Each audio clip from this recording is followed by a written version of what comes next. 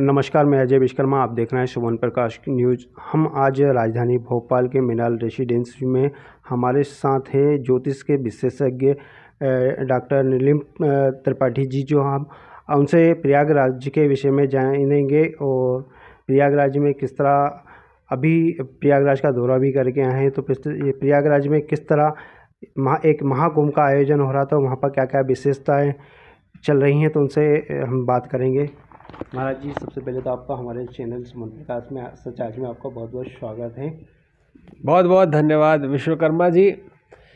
भारतीय संस्कृति स्नेह, आत्मीयता, प्रेम का विस्तार है। वस्तुतः आनंद ही मूल है। संसार के सभी लोग आनंद की प्रतीक्षा करते हैं और आनंद में निमग्न होना चाहते हैं। सभी मुक्ति चाहते हैं, मोक्ष चाहते हैं। इससे कम कोई कुछ चाहता है तो वो क्या चाहता है?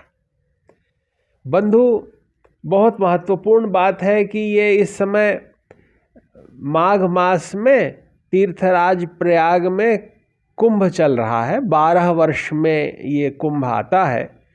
माघ मकर रविगत जब होही, तीर्थ पति आव सब कोई। सभी तीर्थराज प्रयाग में माघ मास में आते हैं और ये बड़ा महनीय काल है जब देवगुरु बृहस्पति वृष राशि में रहते हैं और सूर्य अपने पुत्र शनि की मकर राशि में आते हैं। और जब अमावस्या की तिथि होती है, अर्थात सूर्य और चंद्रमा एक साथ होते हैं, ये मौनी अमावस्या की तिथि जो 29 जनवरी है, ये बहुत महनीय है। पितरों की तिथि होती है अमावस्या। इस संसार में सभी जो उत्पन्न हुए हैं उन पे 3 तरह के ऋण चढ़े हुए हैं: देव ऋण, ऋषि ऋण और पितृ ऋण। हमें ऋण उतारना है तो पितरों का ऋण कैसे उतरेगा? तर्पण करने से उतरेगा। देवताओं का ऋण अर्पण करने से उतरेगा। और जो गुरुजनों से हमने सीखा है उन्हें समर्पित करें और जो ज्ञान सीखा है उसका आगे प्रसार करें। जब हम ऐसा करने लगते हैं तो उऋण होते हैं, और उऋण होना ही चाहिए। जो धरती पर आया है, 3 क्विंटल लकड़ी लगेगी उसके जाने पर। तो अगर वो उतने वृक्ष लगा गया है तभी तो धरती से उऋण होगा, नहीं धरती का ऋण तो उसके माथे चढ़ जाएगा। तो बंधुओं, यही बात ध्यान रखनी है कि लोग हमसे मांगें और हम किसी से न मांगें। हमारे पास जो है हम देते रहें, और प्रभु इतना हमको दें कि हम सदा देते रहें, और देने वाले का कभी कम नहीं पड़ता। तो सुमन प्रकाश के माध्यम से आप ज्ञान का प्रकाश कर रहे हैं, आप आत्मीयता स्नेह का प्रसार कर रहे हैं, जिसके चैनल का नाम ही सुमन है, अर्थात सुंदर मन वाला जो है, और ज्ञान का प्रकाश कर रहा है। तो वो आप समाज में निश्चय ही सतोगुणी चेतना का विकास कर रहे हैं, क्योंकि चेतना ही मूल है। व्यक्ति के शरीर तो भिन्न भिन्न है, लेकिन अगर सबका मन अनुकूल होगा तो निश्चय ही कल्याण होगा। बहुत सारी शुभकामनाएं, और सभी से ये प्रार्थना है कि वे सतोगुणी चेतना में रहें, सार्थक जीवन जिएं, प्रातःकाल सूर्योदय के पहले उठें, नित्य सत्य संकल्प करें, कुछ जप करें, अनुष्ठान पूर्वक जीवन जिए, सात्विक आहार लें और सूर्यास्त के बाद भोजन न करें। जब ऐसा कोई जीने लगे तो एक 40 दिन के अनुष्ठान करने मात्र से ही आप देखेंगे कि उसके जीवन में नव विहान आ गया। तो व्यक्ति जब सार्थक जीवन, सात्विक जीवन जीता है, सात्विक अन्न ग्रहण करता है, तो उसका जीवन हरा भरा हो जाता है।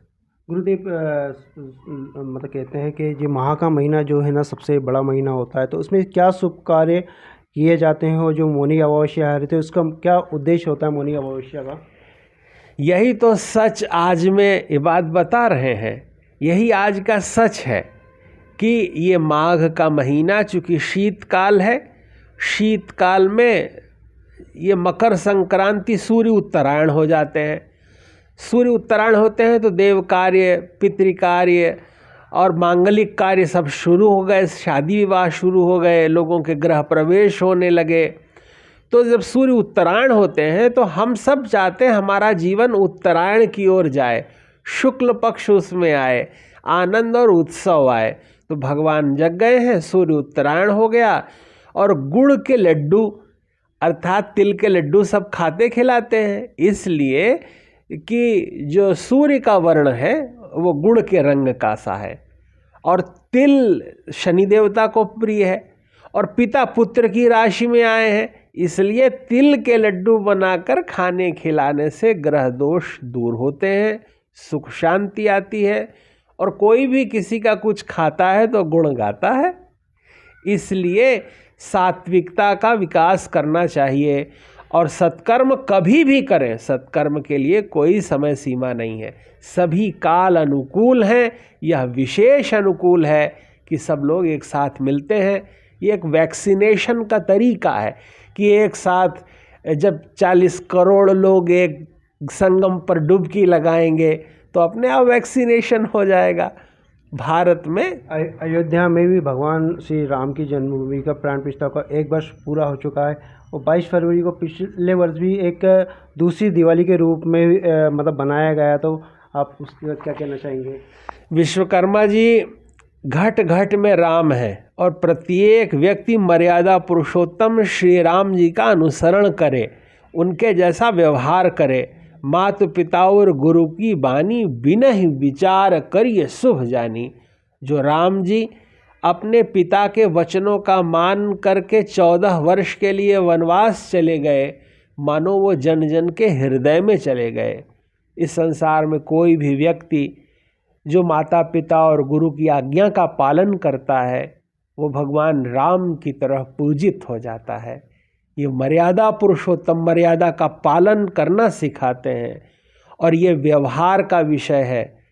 भगवान राम का ये दिव्य मंदिर हम लोगों के लिए प्रेरणा का मूलक है कि जिसकी प्रेरणा से हम लोग अपने जीवन में राम जैसे बने। और जब इतना श्रेष्ठ आधार होगा, एक मानदंड हमारे सामने है कि ऐसा करेंगे तो श्रेष्ठता को प्राप्त करेंगे। सभी को बहुत बहुत शुभकामनाएं और बधाई। सभी लोग अपने निकटतम मंदिरों में अवश्य जाएं, घर में तुलसी जी का बिरवा रखें, उन्हें दीपक लगाएं, संभव हो तो गौ पालन करें। गाय में 84 लाख देवी देवताओं का वास होता है, जिसके घर में वो गौ माता रहती हैं मानो समस्त देवता रहते हैं। उनको गौग्रास खिलाने से सभी देवताओं को वो प्राप्त हो जाता है। इसलिए अग्नि देवता का पूजन करें। सूर्य नारायण प्रत्यक्ष देवता हैं, रोज उदित होते हैं, रोज उनको प्रणाम करें।